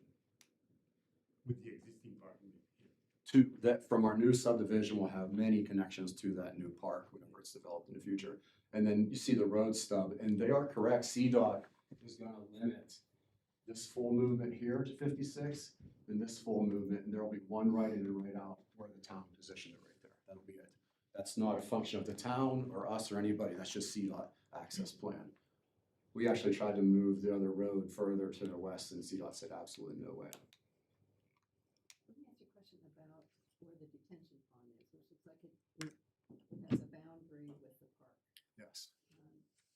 Is there any plan for some type of fencing there, any buffer there, anything like that? Well, it's considered an open space element. It's not gonna be just a pile of weeds, if you will. It'll be a nice detention pond. So it'll be, it'll be, it'd be act as a continuation of the park, if you will. And it might move farther to the east. We're working on drainage right now. These lots might flip-flop. We're just trying to work on this area right now in our preliminary plans. We have to detain the water. So, I just didn't know if there was gonna be some type of way to keep people from who might be over at in the concert venue and coming over into the housing area, the detention pond. Well, there's a trail to get there, so there needs to be a trail you back. Just safety issues, Yeah. people ain't doing it there, but, Well, I think whenever the town staff plans that park, that'll be one of the considerations that will be on everybody's mind. So Chair Anderson, also to provide a little clarification, so per our development code, you can there's usable detention ponds that can act as, I believe it's our open space element, or it's subdivision identity elements, it's one of the two. So you do get points for active or usable detention, and there are standards for that, so this isn't something like grade, if it's above a certain percentage, you can't use it as a usable or active detention area for safety reasons. So it does have to meet certain criteria to count as part of their open space element. And the intention there is it won't be holding a significant amount of water for any long period of time. That would be dangerous. that's what I was more worried about. So it might have a pool of water there, children wandering over from the park and. Okay, that's helpful to know. I have a question. You've obviously had to deal with the school district quite a bit on this project. Do you have any understanding from the school district what they're, what they're planning to build, if anything, or when? They're hard to talk to and hard to get a hold of. No, you have no idea. Grappling with unit numbers, and I just want to make sure I'm clear. In the original development, it was 564, and now you're doing 565, so you're actually adding a unit. Where, did anybody know where the 546 came from, which is part of the exhibit that came with the letter from, was it ever? Mr. Buer. Mr. Buer's letter said that the phase 3 had 546. I'm trying to figure out where 546 came from and want to make sure I don't know. you don't I don't know. know. Okay. Let me, sir, public hearing is still right, can I allow you to speak this? Let me ask you a question, in that same vein. What Mr. Buer had has requested or suggested is that those 4 lots that are in the, I would say the east, kind of northeast corner, that those lots be eliminated or moved somewhere else. Is that something that you've thought about and or thought about alternatives? Maybe they go where the detention pond area is and the detention pond goes there. Are those alternatives that you've already looked at? The detention pond is very specific where it needs to be. It needs to be in a low spot where we can get water from the streets into it. we don't have the PDP, nailed down to where we have the engineering for all the drainage figured out. We're probably 50%. So we're still working towards it.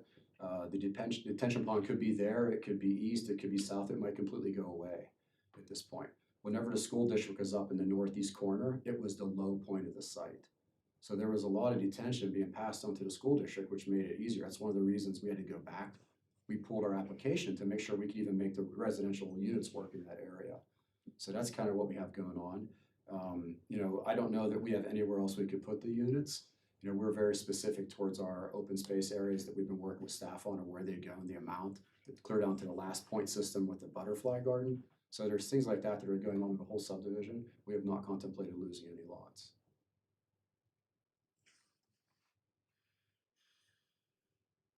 Commissioners, other questions of the applicant at this point?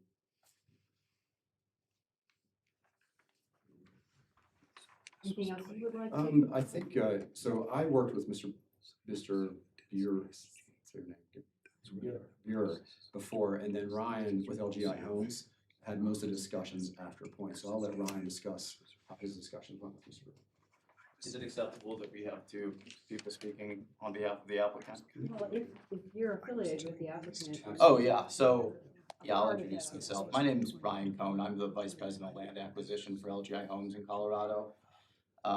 We're the top 18 home builder in the nation. We are a publicly traded company. We are conscientious of our obligation to our shareholders, but pride ourselves on being good community members, good neighbors, and good listeners in situations like this when we are, given reasonable input from our neighbors and from the public. The input that we received from Kevin originally in his May letter was regarding density, open space requirements, green space requirements, and threats to the farm. Now, density, open space, and green space are something that our representatives and we have worked very closely with the town and the town staff to make sure that we are providing exactly what is expected of us and then some. And we're hopeful that what we're presenting today and staff's endorsement of it is, something that doesn't go unseen. Steve has been working with Kevin's, and we have collectively been interacting with Kevin for almost a year now. And just for the sake of putting in a fresh goalie, I guess, to kind of guard the net, I've kind of taken up that conversation. We've gone to the farm a couple of times to meet them in person. We've exchanged a robust amount of email over that period of time. And we believe that we did what good neighbors do, which is sit across the table from one another and look each other in the eye and have a frank conversation about what we are and aren't willing to do for each other.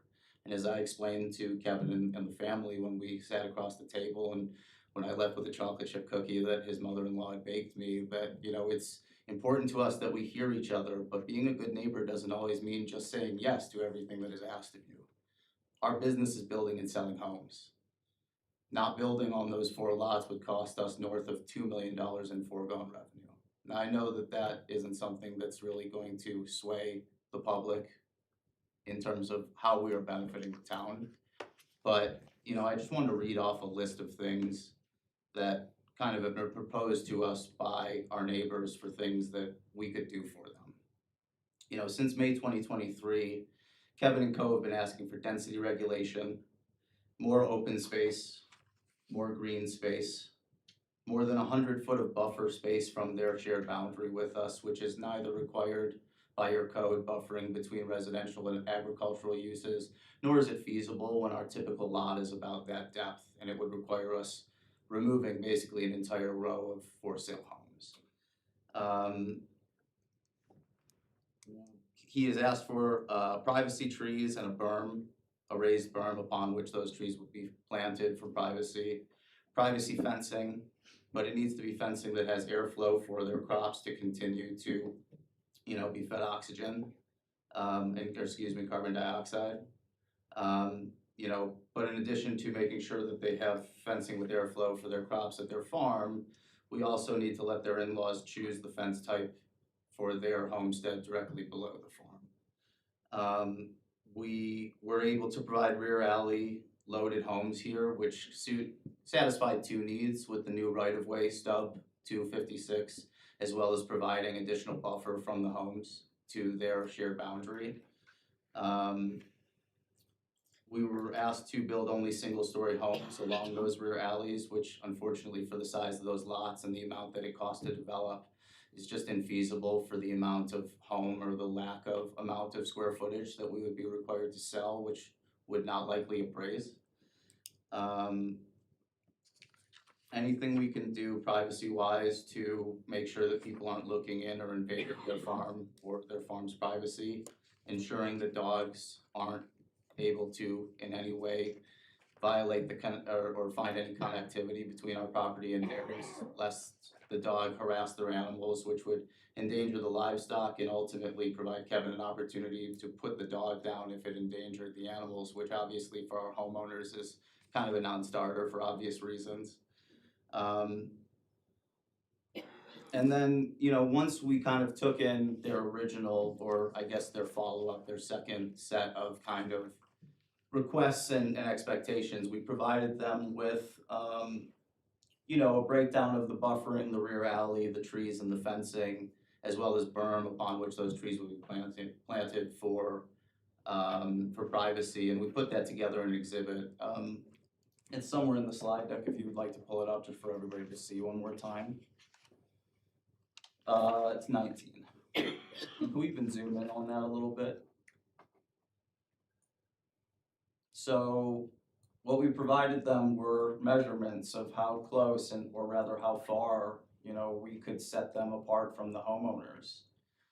Not only homeowners that would use effectively the front yards facing that major collector road as their quote backyards where they would be grilling and enjoying some private green space rather than congregating facing their farm, but also the spacing of the trees and you know, just generally speaking, wanting to meet them where they're at. But in addition to, you know, everything that we provided them after that, you know, they pivoted a little bit on us. And in addition to threats to the farm, open space, green space density, we also found ourselves talking about providing an internet connection for fiber, which would require a utility easement between our property and theirs, which if there ever required maintenance or service to be dug up, would provide connectivity between our properties, which is somewhat antithetical to where our conversation with them began. In addition to that, they've asked for an actual gate, an access gate between their property as well as that rear alley, which is a non-starter for all of the connectivity related reasons I mentioned previously. And also because that rear alley will be private rather than dedicated to the town, which means that it'll be owned and maintained in perpetuity by the HOA. And if they were going to access it, we would need to work something out between them and the HOA for participation in those costs of maintenance and perpetuity. We were asked, like, as we are seeing here, if we would drop those 4 lots. And we met with them in person and told them why that wasn't feasible for us. We understand why they're obviously still asking for it. But in addition to all of these things, they also asked us for direct funding for their farm. And, you know, at a certain point, it just starts to feel like a lot. We believe that what we've offered to date is fair and reasonable. We've put considerable time and effort into reaching this middle ground. And we do believe that we are not only at true middle ground, but we're at about 60 to 65%. We're standing in their side of the playing field with what we're offering. And, you know, based on the original concerns of density, open space, green space, which again, we've worked very closely with the town to define how that all comes together. Really, the only last thing that we really intended to think about and talk about with them were threats to the farm and the farm's privacy, which again, we believe that we've addressed. Thank you. Thank you very much.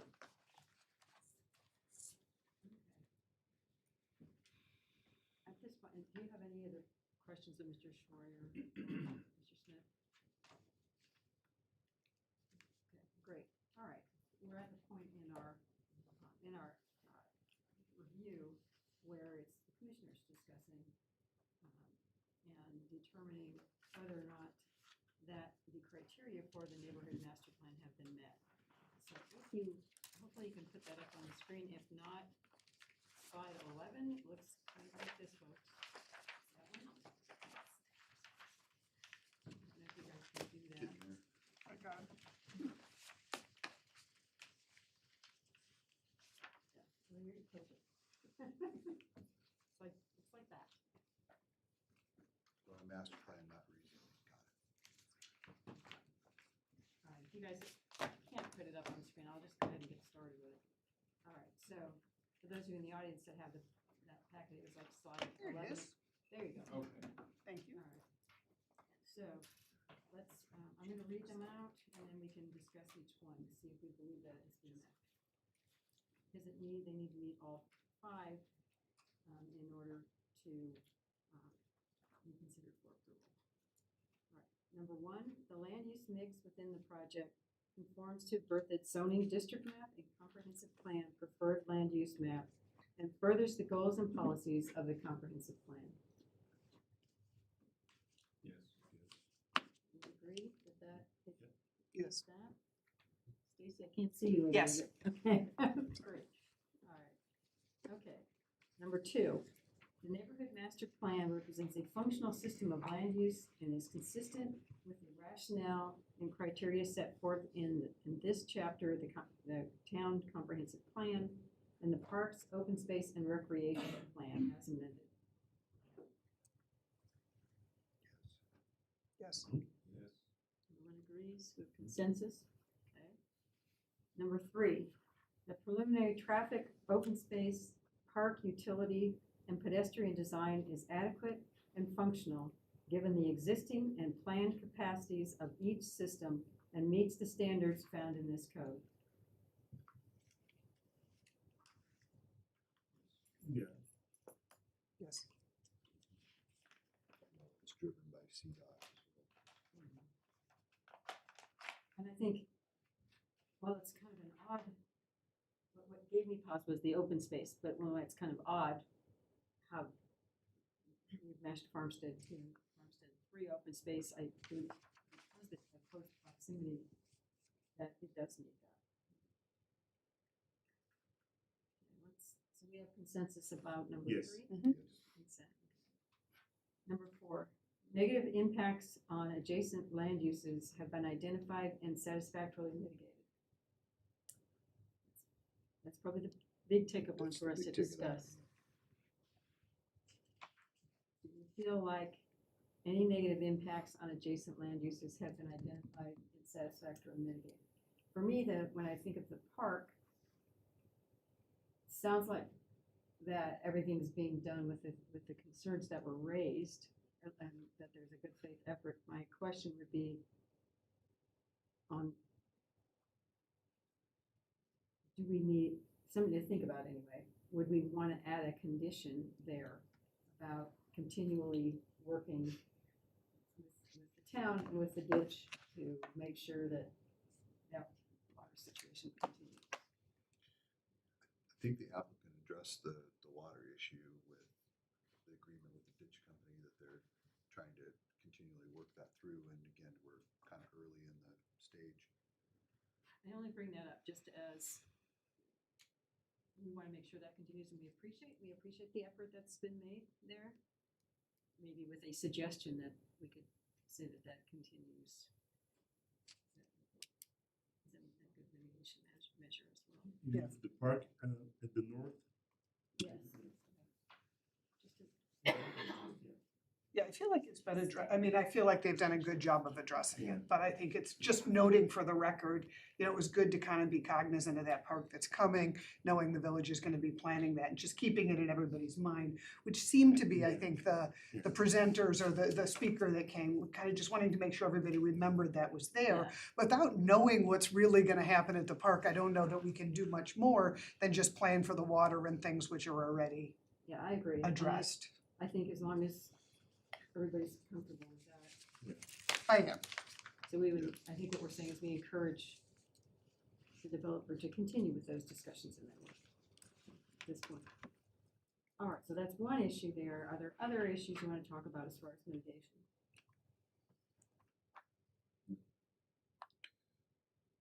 Yeah, I think we heard unsatisfactory potentially from public comment, but then I think also the applicant has made a good faith effort to try to mitigate within what's based on code and everything else. Unfortunately, I think I appreciate the sentiment about trying to make sure that we have uses here that work together. That, and I feel like some of that collaboration has happened. It would seem to me that I'm trying, what keeps coming to mind to me is there some negativity here that I'm not focusing on, but I think, I can't think of anything like, think of anything else that would be overwhelmingly not mitigated by what's already happening. Do anybody else, someone disagree with me, or is it? No, No, and I mean, maybe I'm gonna say this a little bit different, because I really thought that the statement that came from the adjacent resident was well put Yes. forth. And what really is particularly for me is the quote that comes from apparently the comprehensive plan, and I'm gonna confirm, looking at staff to make sure, that there should be generous spacing to create the rural character. I don't know that the buffer that's provided to me seems like generous spacing. That said, there is no minimum standard, and the original plan actually had the road right along that property line. As the village moves forward, and I know we're looking at the code, I think if we want some of these buffers between, it is really important to the character of this community that, we protect that rural character. But I think we need to have some sort of standards or discussion on what that buffer should be. Yeah. So I find myself in a difficult standpoint because there is no standard that's being violated, and in some ways this is better as far as a buffer than the original plan. But I get the fact that they bought next to a property that they thought was gonna turn into a school. So I'm a little bit, I think that I really do appreciate all the effort that both sides have had to work together. I'd like to encourage the village to kind of study that as we're looking at our codes to see if we can't define that more so that we don't have this problem in the future. And I too feel the same way you do. I feel like I'm in between a rock and a hard place here because there's really no standard. I think there's been good faith effort, to summarize what you said, good faith effort on both sides. And then you have the idea about maintaining the character and that kind of thing. So I feel like we're in between a rock and a hard place without some type of standard set that we can point to. And Madam Chair, if I may on that, just to alleviate any concerns, we are looking at increasing buffering between different land uses.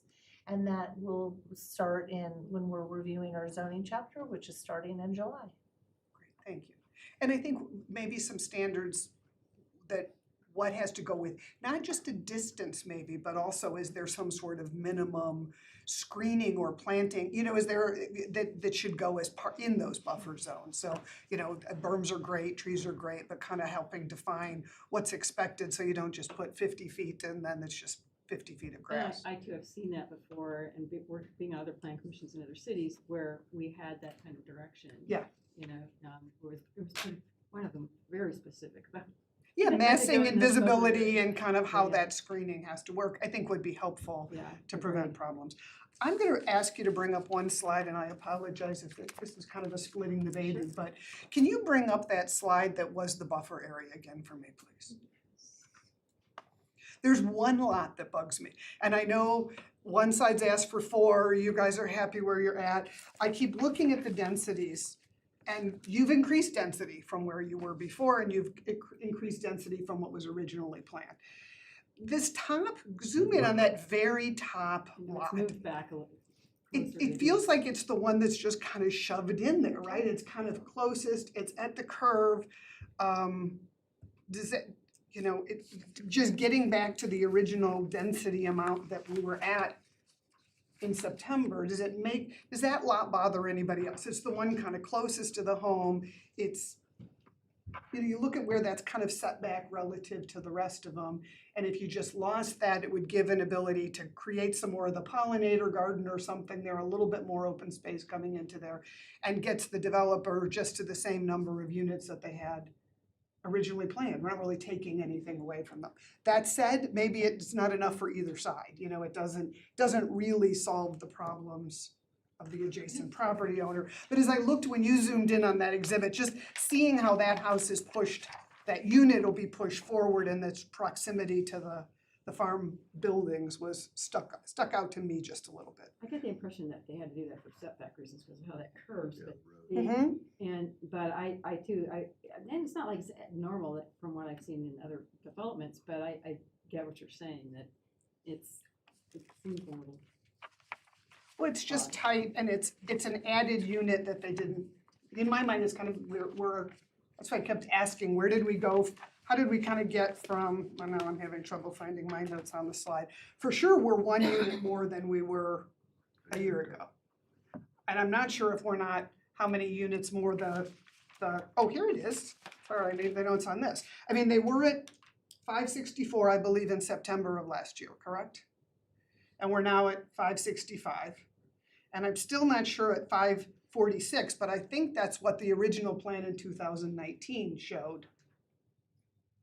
So, you know, the units are going up, the density, not dramatically, but just a thought. I don't know how anybody else feels about that location and whether it So you would suggest to stay with the same number of units that would also mitigate the issue with the neighbor?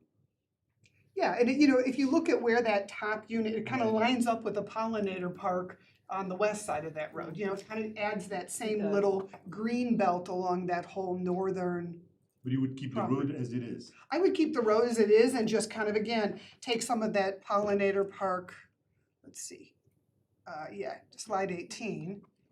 You know, you see how that, you know, just kind of, I think you could leave the road where it is, or you could tuck that access alley a little bit down and then just keep the green on the north side. I mean, however. I see what you're saying. So you would actually then move that road a little bit south, so that you'd have a bigger green space On the north on the end. northeast side.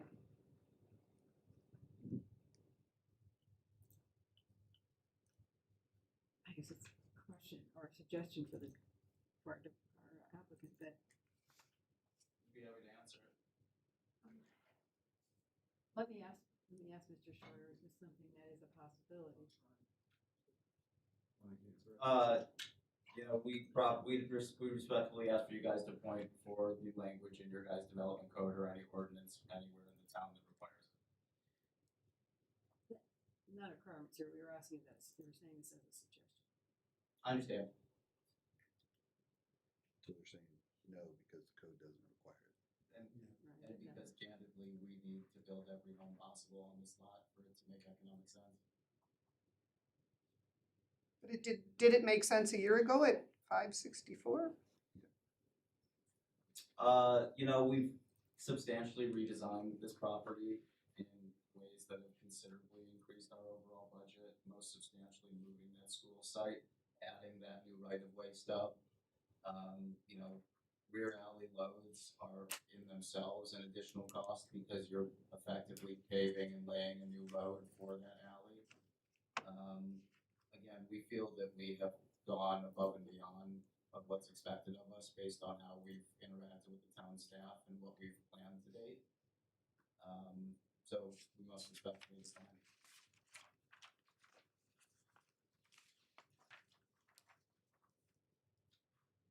All right, well, let me ask then, do we have any more discussion on item number 4? I think it meets the criteria of item number 4. Yeah. Commissioner Pond and Hoffman believe it meets the criteria. Agree as well. Mr. Brody believes it meets the criteria. Commissioner Sigmund, any thoughts about that? Based on the lack of criteria, I have to agree, but And I kind of feel the same way that you do. And so based on that, I would agree, but I think that your point's well taken about more specific criteria, not only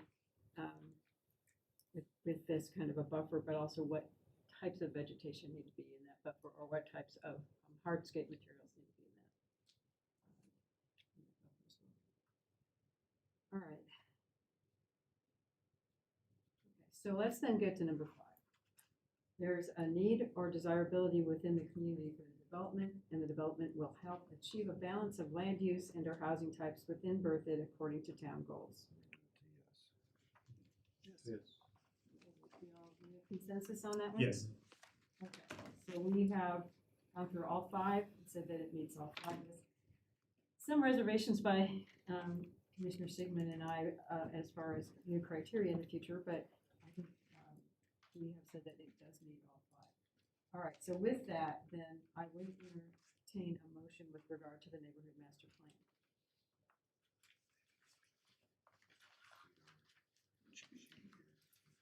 We have a lot of paper today. Yeah. I will make a motion.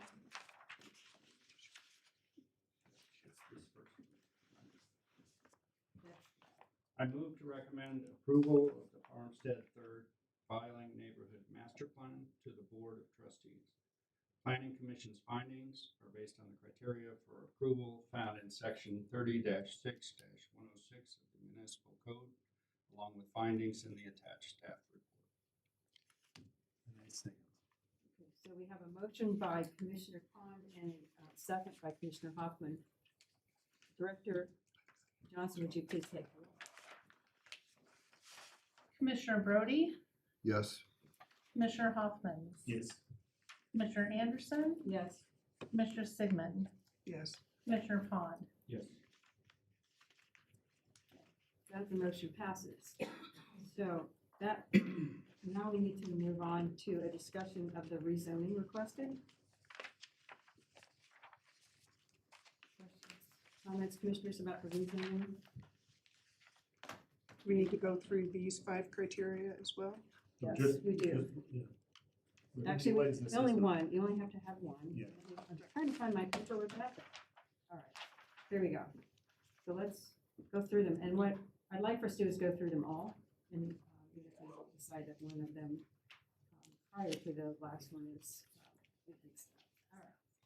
So, number one, to correct a manifest error in an ordinance establishing the zoning for a specific property. Not really. No. No. Okay. Number two, to rezone an area or extend the boundary of an existing district because of changed or changing conditions in a particular area or in the town generally. Extend the boundary of an existing district because of changed or changing conditions in a particular area.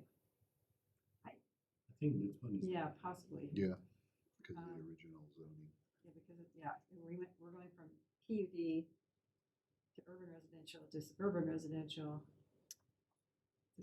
But I don't know if that's based on because of a change or changing conditions. We've adopted it. This list kind of drives me nuts, and I know we talked about it last time. There should be one that in the new version that says to make it consistent with the adopted master Yeah, plan. yeah. That's really the I wish changing the conditions wording is we've was- adopted a master plan and a change of I code. wish the but- wording was a little bit more like that too. Let's hold on that one for right now. Let's go to the next one then. The land to be rezoned was zoned in error and as presently zoned is inconsistent with the goals and policies and goals of the town comprehensive plan. That one I think it could meet, because it's, that we've done away with PUDs and the master plan says it should be zoned this way, so it's currently zoned inconsistent with the master Inconsistent, plan. but not The two in would error. fall under It that wasn't as well, because changing conditions means the master plan has changed. Yeah, so I think either one of those you could consider that it could be. All right, so let's go to 4 and then we'll come back to those two. The proposed rezoning is necessary to provide land for a community-related use that was not anticipated at the time of the adoption of the town comprehensive plan, and the rezoning will be consistent with the policies and goals of the comprehensive plan. I don't think we're building Community-related, community-related. yeah. The last part. Yeah, but, the last, This one's a big yes. So not, basically no to that one. The area requested for rezoning has changed or is changing to such a degree that it is in the public interest to encourage development or redevelopment of the area. That Yeah, was that one one. I think it's closer, but what does everybody think? Yeah, I think 5 is a yes. I mean, we have probably 2 or 3 in here. Yeah, two ways for me, yeah, yes. So where do we say this? It needs 2 or 5? Yeah. So we have a backup. All right, so with that, then I would entertain a motion with regard to the rezoning request. No, we have so much paper, sorry. Trying to go through all the paper.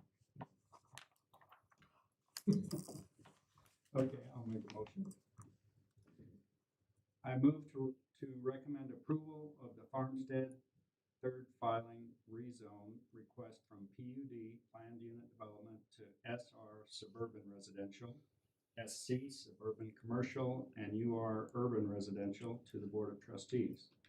Planning Commission's findings are based on criteria for approval found in section 30-3-110.d of the municipal code, along with findings in the attached staff report. We have a second. Yep, I say it. So Commissioner Pond made the motion and Commissioner Hoffman seconded. Director Johnson, could you please call the roll? Commissioner Pond, Yes. Chair Anderson, Yes. Commissioner Hoffmans, Yes. Commissioner Sigmund, Yes. Commissioner Brody. Yes. So the rezoning is recommended for approval with consensus, or excuse me, with a unanimous vote. Sorry about that. All right, I do want to thank all the parties tonight for coming and providing us with their views. To thank both the applicant, Mr. Bureau and his family, for the work that they've done to try to accomplish some type of an accord. What we do as neighbors. We really appreciate that.